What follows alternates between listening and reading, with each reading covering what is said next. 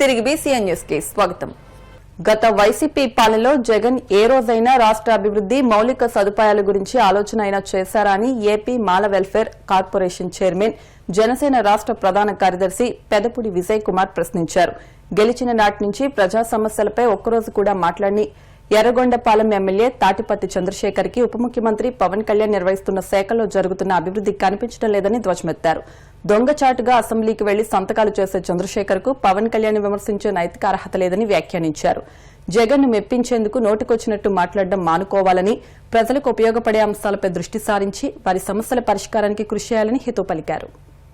ప్రజల యొక్క అభివృద్ధి పట్ల గౌరవనీయులు శ్రీ పవన్ కళ్యాణ్ గారికి ఉన్నటువంటి నిబద్ధత, వారు చేసినటువంటి కార్యక్రమాలను ఆరోగ్యం సహకరించకపోయినా కూడా, ఒకవైపు అనారోగ్యం బాధిస్తున్నా కూడా జరుగుతున్నటువంటి కార్యక్రమాలు ఎక్కడా కూడా కుంటుపడకూడదు, అభివృద్ధికి ఎక్కడ ఆటంకం కలగకూడదు, ఈ పనులు నిర్విరామంగా జరగాలి, నిర్విఘ్నంగా జరగాలి, విజయవంతంగా పూర్తి చేయాలన్న లక్ష్యంతో ఈ విధంగా కష్టపడతా ఉంటే వైఎస్ఆర్ కాంగ్రెస్ పార్టీకి సంబంధించినటువంటి కొంతమంది నాయకులు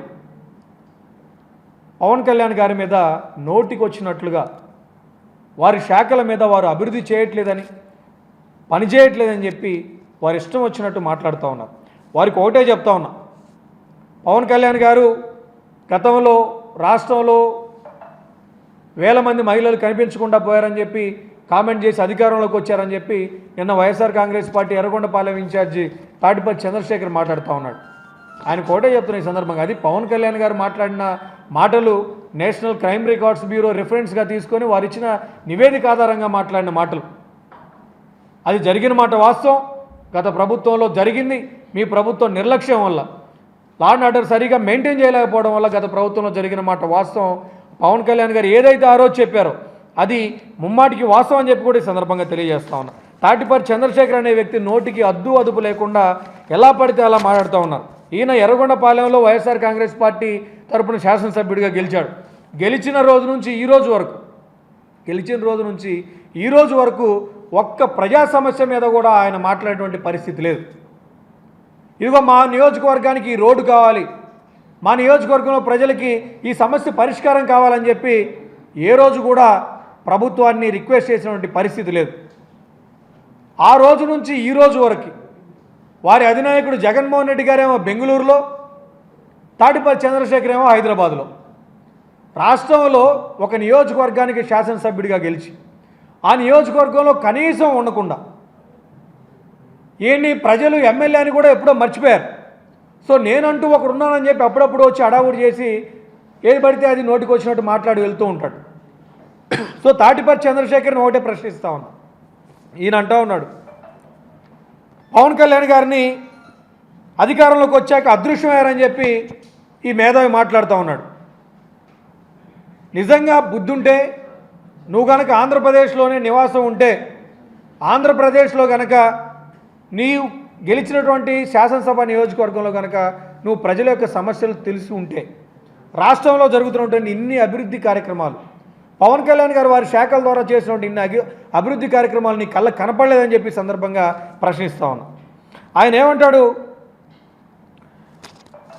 పశ్చిమ ప్రకాశంలో మార్కాపురం జిల్లాలో ఆనాడు పవన్ కళ్యాణ్ గారు జల్ జీవన్ మిషన్ నిధుల ద్వారా దాదాపు 1290 కోట్ల రూపాయలతోటి అక్కడ ఉన్నటువంటి ప్రజలకి దాదాపు 10 లక్షల మంది, 10 లక్షల కుటుంబాలకి అక్కడ తాగునీటిని అందించేటువంటి కార్యక్రమానికి ఆ రోజు శంకుస్థాపన చేయడానికి మార్కాపురంలో ఒక కార్యక్రమాన్ని ఏర్పాటు చేస్తే, ఆ రోజు జిల్లా అడ్మినిస్ట్రేషన్ ద్వారా కలెక్టర్ గారి ద్వారా ఆ సదరు ఎమ్మెల్యేకి తాటిపత్తి చంద్రశేఖర్ గారికి సమాచారం పంపించడం జరిగింది.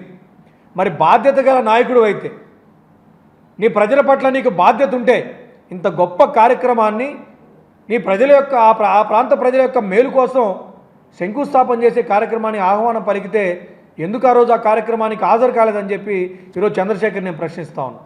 బాధ్యతగా ఉండాలి, మాట్లాడే భాష, విమర్శించే విధానం పద్ధతిగా లేకపోతే ఖచ్చితంగా ప్రజలు తగిన బుద్ధి చెప్తారని చెప్పి సందర్భంగా తెలియజేస్తూ, ఇలాంటి కుసంస్కారంగా బాధ్యత మరచి సంస్కారహీనంగా మాట్లాడే విధానాన్ని మానుకోవాల్సిందిగా తాటిపత్తి చంద్రశేఖర్ ఎర్రగొండపాలెం ఎమ్మెల్యేగా ఉన్నాడు, ఆయనకి ఈ సందర్భంగా హెచ్చరిస్తా ఉన్నాను.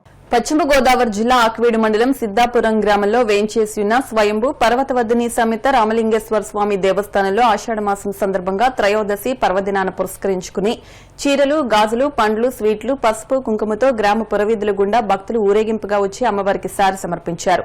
స్వామివారికి బ్రహ్మసూత్రం కలిగి ఉండటం విశేషం. భక్తులు స్వయంగా స్వహస్తాలతో స్వామివారికి, అమ్మవారికి అభిషేకం చేసుకునే అవకాశం ఆలయంలో కలదు. ఈ కార్యక్రమంలో పర్వతవర్ధిని సమేత రామలింగేశ్వర స్వామి దేవస్థాన కమిటీ చైర్మన్ భూపతిరాజు తిమ్మరాజు, ఆలయ కమిటీ సభ్యులు కొండవేటి సత్యనారాయణ, బోయిన నాగశ్రీను, నున్నా గణపతి, మోరవెల్లి గోపి తదితరులు పాల్గొన్నారు. పర్వతవర్ధిని సమేత రామలింగేశ్వర స్వామి వారి ఆలయంలో మా గ్రామస్తులందరిచే ఈ క్షీర సారే కార్యక్రమం అమ్మవారికి సమర్పించడం జరిగింది. ఎల్లప్పుడూ కూడా అమ్మవారి స్వామివారి ఆశీస్సులతో మా గ్రామం సుభిక్షంగా ఉండాలి, ప్రతి ఒక్కరూ కూడా ఆనందంగా ఉండాలని చెప్పి ఆ అమ్మవారిని గ్రామంలో ఆక్వీడు మండలం సిద్ధాపురం గ్రామంలో వేంచేస్తున్నటువంటి పురాతన బ్రహ్మసూత్ర శివాలయం శ్రీ పర్వతవర్ధిని సమేత రామలింగేశ్వర స్వామి వారి యొక్క ఆలయంలో ఆషాఢమాసం సోమవారం త్రయోదశి తిథి విశేషంగా పురస్కరించుకుని భక్తులందరి చేత కూడా, గ్రామస్తులు, పెద్దలు అందరి చేత కూడా అందరి సహాయ సహకారాల చేత ఈ రోజున అమ్మవారికి, స్వామివారికి ప్రీతికరంగా విశేషమైనటువంటి ద్రవ్యములు, పసుపు, కుంకుమ, గాజులు, పట్టు వస్త్రములు, పూలదండలు, అలాగే మధుర పదార్థములు, స్వీట్లు, అలాగే చనిమిడి, వడపప్పు, పానకం మొదలైనటువంటి విశేష మధుర పదార్థములన్నీ కూడా ఆ స్వామివారికి, అమ్మవారికి ఆ సారీ రూపంలో సమర్పణ చేయడం జరిగింది. ఈ రోజున చాలా విశేషం. ఇలా ఈ సారీ అనేది మనం ఆ భగవంతుడికి, అమ్మవారికి ప్రీతిగా చేసినట్లయితే గనక ఇది బేసిక్ ప్రాసెస్ ఏంటంటే గనక అమ్మవారికి ప్రీతిగా ఎందుకు చేస్తారంటే గనక ఆ భక్తులందరూ కూడా ఆయురారోగ్య ఐశ్వర్యాలతోటి, పసుపుంకులతోటి, ముఖ్యంగా మహిళలు పసుపుంకాలతోటి చల్లగా ఉండాలని చెప్పి, ఐదవతనం నిలబడాలని చెప్పి వారి యొక్క భక్తులందరికీ కూడా ఆయురారోగ్య ఐశ్వర్యములు అన్ని కూడా సమస్త ఈప్సితములు అన్ని కూడా నెరవేరాలని చెప్పి ఈ విధంగా సారీ అనేది సమర్పణ చేసుకోవడం జరిగింది. ఆ భక్తులందరికీ కూడా ఆ పర్వతవర్ధిని సమేత రామలింగేశ్వర స్వామి, పార్వతీ పరమేశ్వరుల యొక్క దివ్య అనుగ్రహం అందరికీ ఉండాలని చెప్పి మనస్ఫూర్తిగా కోరుకుంటున్నాను. పశ్చిమ గోదావరి జిల్లా ఆక్వీడు ఆర్యవైశ్య కళ్యాణ మండపంలో ఆక్వీడు ఆదర్శ లయన్స్ క్లబ్, ఆర్యవైశ్య సంఘం సంయుక్త ఆధ్వర్యంలో మహిళలకు శారీ స్క్రీన్ ప్రింటింగ్, డిజైనింగ్ పై 2 రోజుల ఉచిత శిక్షణ కార్యక్రమం నిర్వహించారు. చుట్టుపక్కల గ్రామాల నుండి మహిళలు అధిక సంఖ్యలో వచ్చి శిక్షణ కార్యక్రమంలో పాల్గొన్నారు. ఈ కార్యక్రమంలో ఆదర్శ లయన్స్ క్లబ్ అధ్యక్షులు శీలం మార్టిన్ బాబు, కార్యదర్శి కోలా కిషోర్, ఐవివి సత్యనారాయణ, నేరెల రామచంచయ్య, గొంట్ల గణపతి తదితరులు పాల్గొన్నారు. ఆక్వీడు ఆదర్శ లయన్స్ క్లబ్ మరియు ఆర్యవైశ్య సంఘం ఆక్వీడు సంయుక్త ఆధ్వర్యంలో మహిళలకు ప్రత్యేకంగా శారీస్ మీద ఆ స్క్రీన్ డిజైనింగ్, అలాగే పెయింటింగ్ వర్క్ ఇదంతా కూడా ఉచితంగా శిక్షణ ఇవ్వడానికి ఏర్పాటు చేసామండి. మరి స్కిల్ డెవలప్మెంట్ అనే ప్రాజెక్ట్ కింద లయన్స్ క్లబ్ ఇంటర్నేషనల్ వారి యొక్క ప్రాజెక్ట్స్లో భాగంగా, వాళ్ళ యొక్క మరి అనేక ఈవెంట్స్లో భాగంగా మహిళల్లో ప్రత్యేకంగా ఈ స్వయం ఉపాధి కల్పించుకోవటానికి, వారు సొంతంగా శారీస్ మీద ఈ చక్కని డిజైనింగ్ వర్క్ నేర్చుకోవటానికి మరి పాలకుల నుండి ఒక జ్యోతి టీచర్ గారు, అలాగే మాధవి టీచర్ గారు ఇద్దరు వచ్చారు. వారు ఉచితంగా మహిళలకు శిక్షణ ఇవ్వడానికి రావటం జరిగింది. ఇది ఈరోజు, రేపు అంటే ఆగస్టు 10వ తేదీ, 11వ తేదీ సోమ మంగళవారంలో జరుగుతుందండి ఆక్వీడు. ఈరోజు ఆక్వీడు ఆర్యవైశ్య సంఘంలో భవనంలో ఆక్వీడు ఆదర్శ లయన్స్ క్లబ్ వారు, అదేవిధంగా ఆక్వీడు ఆర్యవైశ్య సంఘం తరఫున సంయుక్తంగా లేడీస్ శారీ స్క్రీన్ ప్రింటింగ్ వారికి వర్క్ చేసే విధానం నేర్పడం జరుగుతుంది. ఈ అవకాశాలు ఇచ్చిన ఆర్యవైశ్య సంఘం పెద్దలకు, అలాగే మా తోటి క్లబ్ మెంబర్లకి, ప్రెసిడెంట్ గారికి, సెక్రటరీ గారికి అందరికీ కూడా కృతజ్ఞత తెలియజేస్తున్నాము. ఈ ప్రోగ్రాము 10వ తారీఖు 11 2 రోజులు జరుగుతుంది. మార్నింగ్ 10 గంటల 2 గంటలు జరుగుతుంది. అందరూ వచ్చి ఈ ప్రోగ్రామ్ని దిగ్విజయం పూర్తిగా కోరుచున్నాం. రోడ్డు ప్రమాదంలో విజయవాడ ట్రాఫిక్ డీసీపీ షారిన్ బేగం కుమార్తె ఎండీ హాఫీషా మృతి చెందడంపై ముఖ్యమంత్రి చంద్రబాబు దిగ్భ్రాంతికి గురయ్యారు. ఎక్స్ వేదికగా స్పందిస్తూ ఎంతో భవిష్యత్తున్న హాషిఫా 24 ఏళ్ల చిన్న వయసులో రోడ్డు ప్రమాదం బారిన పడి అందరికీ దూరమవడం బాధాకరమని ఆవేదన వ్యక్తం చేశారు. ఆమె ఆత్మకు శాంతి చేకూరాలని ప్రార్థించారు. డీసీపీ కుటుంబాన్ని రాష్ట డీజీపీ హరీష్ కుమార్ గుప్తా పరామర్శించారు. విజయవాడలోని డీసీపీ షారిన్ బేగం నివాసానికి చేరుకున్న డీజీపీ హాషిఫా భౌతిక కాయానికి నివాళులర్పించారు. అనంతరం కుటుంబ సభ్యులను పరామర్శించి తన ప్రగాఢ సానుభూతిని తెలియజేశారు. వార్తలు ముగించే ముందు ముఖ్యాంశాలు మరొకసారి.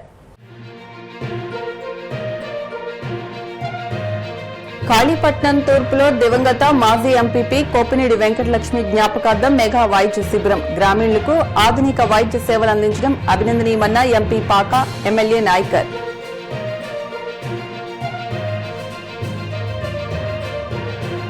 డీఎస్సీ అక్రమాలకు బాధ్యత వహిస్తూ మంత్రి నారా లోకేష్ రాజీనామా చేయాలి. భీమవరం నియోజకవర్గ కన్వీనర్ చిరిమిల్లి వెంకట్రాయుడు ఆధ్వర్యంలో వైసీపీ శ్రేణులు నిరసన ర్యాలీ. డీఎస్సీ అవకతవకలపై వైసీపీ నిరసనను అణిచివేయడానికి కూటమి ప్రభుత్వం కుట్రలు పన్నుతోంది. వైసీపీ ఉంగుటూరు నియోజకవర్గ incharge Puppala Vasubabu fire. YCP MLA Chandrasekhar కు పవన్ కళ్యాణ్ విమర్శించే నైతిక అర్హత లేదు. తీవ్రస్థాయిలో ధ్వజమెత్తిన Mala welfare corporation chairman Pedapudi Vijay Kumar. ఈ వార్తలు ఇంతటితో సమాప్తం.